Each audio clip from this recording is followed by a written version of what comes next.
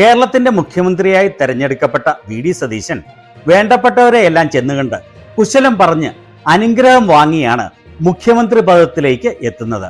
വളരെ മാതൃകാപരമായാണ് അദ്ദേഹം ഇക്കാര്യങ്ങൾ ചെയ്യുന്നത്. അതുപോലെ തന്നെ മാധ്യമങ്ങൾ മുസ്ലിം ലീഗിന്റെ പേര് പറഞ്ഞ് വർഗീയത ഇളക്കാൻ നോക്കിയപ്പോൾ അദ്ദേഹം തക്കതായ മറുപടിയാണ് അവർക്ക് നൽകിയത്. ഇപ്പോൾ മുഖ്യമന്ത്രി ചുമതല ഒഴിഞ്ഞ പിണറായി വിജയൻ, തന്റെ രാഷ്ട്രീയ ഗുരുവായ എ.കെ. ആന്റണി, തന്റെ രാഷ്ട്രീയ ഗുരുവായിരുന്ന ജി. കാർത്തികേയൻ, ഉമ്മൻചാണ്ടി, അതുപോലെ മുതിർന്ന കോൺഗ്രസ് നേതാവായ രമേശ് ചെന്നിത്തല എന്നിവരെ അവരുടെ വീടുകളിലെത്തി നേരിട്ട് അദ്ദേഹം സന്ദർശിച്ചു. അതുപോലെ പുതുതലമുറയിലെ വിവരമുള്ള, വിവേകമുള്ള, പ്രൊഫഷണലായ രാഷ്ട്രീയക്കാരനാണ് താനെന്ന് തെളിയിക്കുന്നതാണ് ആഡംബരങ്ങളൊന്നും ഉണ്ടാവുകയില്ല എന്ന് അദ്ദേഹം പറയുന്ന വാക്കുകൾ. ഈ കാര്യങ്ങളൊക്കെ നമുക്ക് വ്യക്തമായി കാണുകയും മനസ്സിലാക്കുകയും ചെയ്യാം. ചാനൽ ഇഷ്ടപ്പെടുന്ന സബ്സ്ക്രൈബ് ചെയ്യാത്തവർ സബ്സ്ക്രൈബ് ചെയ്യാൻ മറക്കല്ലേ. ആദ്യം അദ്ദേഹം പുതുതായി തെരഞ്ഞെടുക്കപ്പെട്ട കോൺഗ്രസ് MLA-മാരെയും മറ്റ് കോൺഗ്രസ് നേതാക്കളെയും കണ്ട് നന്ദി അറിയിക്കുന്ന ദൃശ്യങ്ങൾ കാണാം.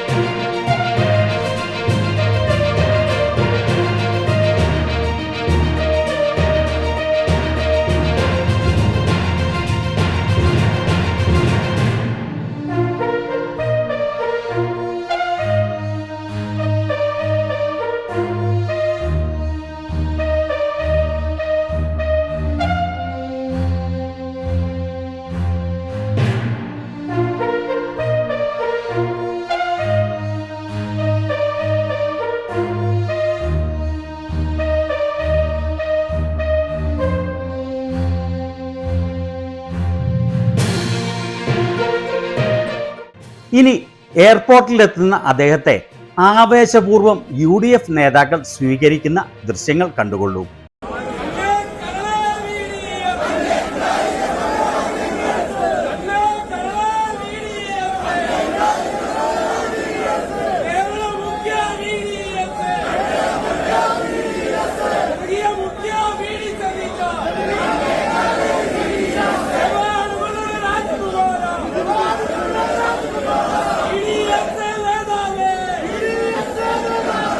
കണ്ടോ, എന്തുമാത്രം ആളുകളാണ് വളരെ ആവേശത്തോടെ അദ്ദേഹത്തെ സ്വീകരിക്കാനായി എത്തിയിരിക്കുന്നത് എന്ന്. ഇതിൽ മുൻനിരയിൽ നിൽക്കുന്നവരുടെ കയ്യിൽ 2 മുസ്ലിം ലീഗിന്റെ കൊടിയുള്ള ഭാഗം കട്ട് ചെയ്ത് ഇത് പാകിസ്ഥാനാണ് എന്ന് സംഘികൾ പ്രചരിപ്പിക്കുകയും ചെയ്തു എന്നുള്ളതാണ് അതീവ രസകരമായ കാര്യം. അവരുടെ മാറാരോഗം ഒരിക്കലും മാറുകയില്ല എന്നുള്ളതിന്റെ വ്യക്തമായ തെളിവ്. താൻ 100 കണക്കിന് കാറുകളുടെ അകമ്പടിയോടെ സഞ്ചരിക്കുകയില്ല, പുതിയ കാറുകൾ വാങ്ങുകയില്ല, ഏതാണോ അവൈലബിൾ ആയിട്ടുള്ളത് അത് ഉപയോഗിക്കുമെന്ന് അദ്ദേഹം ഇവിടെ വ്യക്തമാക്കുകയാണ്. മനോരമയുമായുള്ള അഭിമുഖത്തിൽ അദ്ദേഹം പറയുന്നത് കേട്ടുകൊള്ളൂ. ഞാൻ അങ്ങനെ ഒരു വലിയ ആർഭാടത്തിൽ പോകേണ്ട ഒരാളല്ല. ഞാൻ കരുതുന്നത് ഞാൻ 30-40 വണ്ടിയായിട്ട് കോൺവോയായിട്ട് യാത്ര ചെയ്താൽ വഴി നിൽക്കുന്ന ആളുകൾ എന്നെ നോക്കി ചിരിക്കും, ഉള്ളിലെങ്കിലും ചിരിക്കും, പരിഹസിച്ചിരിക്കും. ഇതാരാണ് അല്പം ഐശ്വര്യം വന്നപ്പോൾ അർദ്ധരാത്രി കുട പിടിക്കുന്നവനാണെന്ന് തോന്നും. അതുകൊണ്ട് നാണക്കേട് ഒഴിവാകാൻ വേണ്ടിയിട്ടാണ്. മാത്രമല്ല ഇതൊക്കെ ഒരു മെസ്സേജ് ഉണ്ട്. നമ്മൾ എത്രയും പത്രാസ് അധികാരത്തിൻ്റെ കൂടുമോ അത്രയും നമ്മൾ ജനങ്ങളിൽ നിന്ന് അകലും. അവ എത്രയും വലിയ പത്രാസ് കുറയ്ക്കണം, അപ്പോൾ നമ്മൾ ജനങ്ങളുമായി കൂടുതൽ അടുക്കും, കൂടുതൽ ആളുകളുടെ കയ്യിൽ നിന്ന് വിവരങ്ങൾ കിട്ടും. ഞാൻ ജനങ്ങൾക്ക് കൊടുക്കുന്ന വാക്ക് അധികാരത്തിൻ്റെ പത്രാസിൽ മയങ്ങില്ല എന്നാണ്. അത് മയങ്ങിപ്പോയാൽ എനിക്കൊന്നും ചെയ്യാൻ പറ്റില്ല.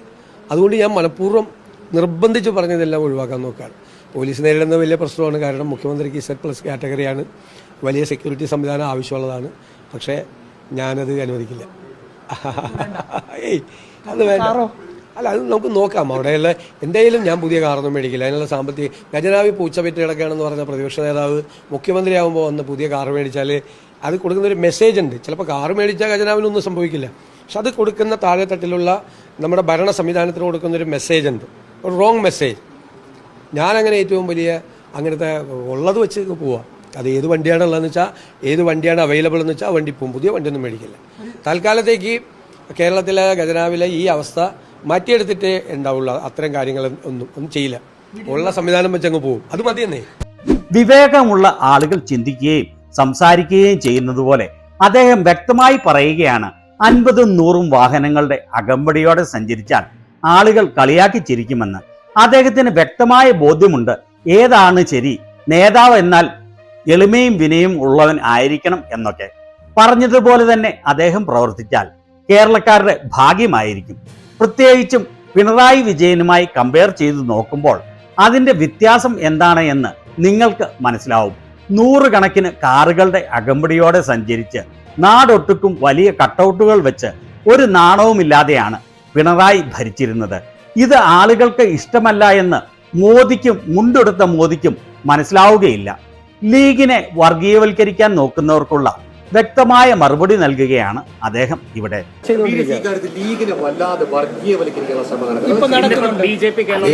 അല്ല, തെരഞ്ഞെടുപ്പ് കാലത്ത് നടന്നത് തന്നെയല്ലേ, തെരഞ്ഞെടുപ്പ് കാലത്ത് നടന്നത് തന്നെയല്ലേ. അവര് UDFന്റെ കൂടെയുള്ള, കോൺഗ്രസിന്റെ കൂടെയുള്ള ഒരു പ്രധാനപ്പെട്ട ഘടകകക്ഷിയാണ്. ഈ വിജയത്തിൽ നിർണായകമായ പങ്കുവഹിച്ചൊരു കക്ഷിയാണ്. അവര് ഞങ്ങളുടെ കൂടെ കെ കരുണാകരന്റെ കാലത്തും ഒക്കെ ഞങ്ങളുടെ കൂടെ ഉണ്ടായിരുന്നതാണ് അന്നു മുതൽ. അവർക്ക് പ്രധാനപ്പെട്ട റോളുണ്ട്. പക്ഷെ അവരെ ഒറ്റ തിരിഞ്ഞ് ആക്രമിക്കുന്നത് ഒരു വിദ്വേഷ ക്യാമ്പയിൻ കേരളത്തിൽ ഉണ്ടാക്കി ഒരു ഡിവൈഡ് ഉണ്ടാക്കാൻ വേണ്ടിയിട്ടാണ്. ഞാൻ നേരത്തെ ഒരു ചോദ്യം ചോദിച്ചിരുന്നു. കേരളത്തിന്റെ പൊതുസമൂഹത്തോട് എനിക്കുള്ളൊരു ചോദ്യമാണ്, ഇന്ത്യൻ യൂണിയൻ മുസ്ലിം ലീഗ് ദുർബലമായാൽ ആ സ്പേസ് ആരും കൊണ്ടുപോകും? ആ സ്പേസ് ആരും കൊണ്ടുപോകും? വർഗീയ ശക്തികൾ കൊണ്ടുപോകും. അതിനെ തടുത്തു നിർത്തുന്ന ഒരു പൊളിറ്റിക്കൽ പാർട്ടി കൂടിയാണ് ഇന്ത്യൻ യൂണിയൻ മുസ്ലിം ലീഗ്. ഉമ്മൻചാണ്ടിയുടെ പ്രിയ പത്നിയെ നേരിട്ട് കണ്ട് അനുഗ്രഹം വാങ്ങുന്നതിനു വേണ്ടി അദ്ദേഹം അവരുടെ വീട്ടിൽ എത്തിയപ്പോൾ മകൻ ചാണ്ടി ഉമ്മൻ VD സതീശിനെ കുറിച്ച് പറയുന്ന വാക്കുകൾ കേൾക്കേണ്ടതാണ്. ഏറ്റവും ആദരണീയനായ കേരളത്തിന്റെ മുഖ്യമന്ത്രി, നിയുക്ത മുഖ്യമന്ത്രി ഇവിടെ എൻ്റെ മാതാവിനെ കാണുവാൻ, എൻ്റെ പിതാവിനുള്ള സ്നേഹം കാരണമാണ് അദ്ദേഹം എത്തിയത്. അദ്ദേഹത്തിന് പ്രത്യേകമായ നന്ദി. അദ്ദേഹം പറഞ്ഞ വാക്കുകൾ ഞങ്ങൾക്ക് മറക്കാൻ പറ്റത്തില്ല. ഞങ്ങൾ അതാണ് പറഞ്ഞത് അദ്ദേഹത്തിനോട്. അദ്ദേഹം പറഞ്ഞ വാക്കുകളാണ് എൻ്റെ പിതാവിൻ്റെ കല്ലറയിൽ എഴുതി വെച്ചിരിക്കുന്നത്. സ്ഥാനമൊഴിയുന്ന മുഖ്യമന്ത്രി പിണറായി വിജയന്റെ വീട്ടിലെത്തി അദ്ദേഹവും പത്നിയുമായി കൂടിക്കാണുന്ന രംഗങ്ങൾ കണ്ടുകൊള്ളൂ.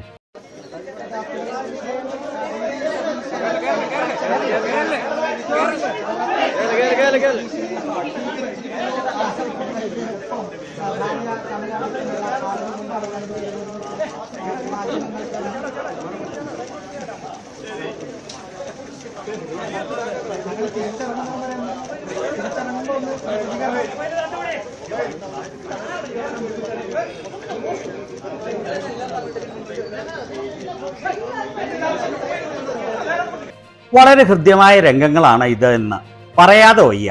കോൺഗ്രസ് നേതാവും തന്റെ രാഷ്ട്രീയ ഗുരുവും മുൻ മുഖ്യമന്ത്രിയുമായ AK ആന്റണിയെ സന്ദർശിച്ച് അദ്ദേഹം അനുഗ്രഹം വാങ്ങുന്ന ദൃശ്യങ്ങൾ കാണാം.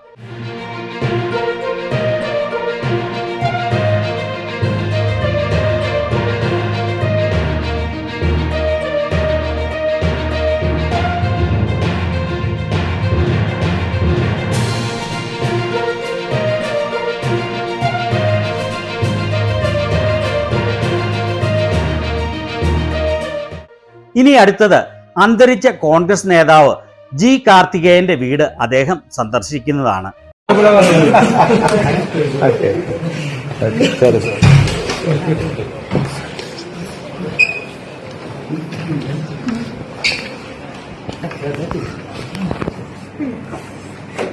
ചീഫ് മിനിസ്റ്റർ അങ്ങനെ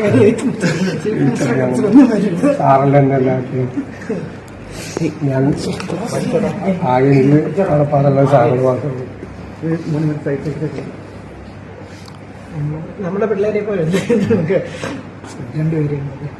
തന്റെ ഗുരുവായ കാർത്തികേയന്റെ ഓർമ്മയിൽ അദ്ദേഹം പൊട്ടിക്കരയുകയാണ്. കാർത്തികേയന്റെ പ്രിയ പത്നി അദ്ദേഹത്തോട് പറയുന്നത് കേട്ടല്ലോ, മുഖ്യമന്ത്രിയാണ്, ഇങ്ങനെ കരയല്ലേ എന്ന്. ഒരു നല്ല മനസ്സിന് ഉടമയാണ് അദ്ദേഹമെന്ന് തെളിയിക്കുന്നതാണ് അദ്ദേഹത്തിന് കരച്ചിലടക്കാൻ പറ്റാത്ത ഈ ദൃശ്യങ്ങൾ. ഇത് നാടകമാണ് എന്ന് പറയുന്നവർ ഉണ്ടാവുമെന്ന് ഉറപ്പാണ്. അവസാനമായി രമേശ് ചെന്നിത്തലയെ അദ്ദേഹം ചെന്നിത്തലയുടെ വീട്ടിൽ പോയി സന്ദർശിക്കുന്ന ദൃശ്യങ്ങൾ കാണാം.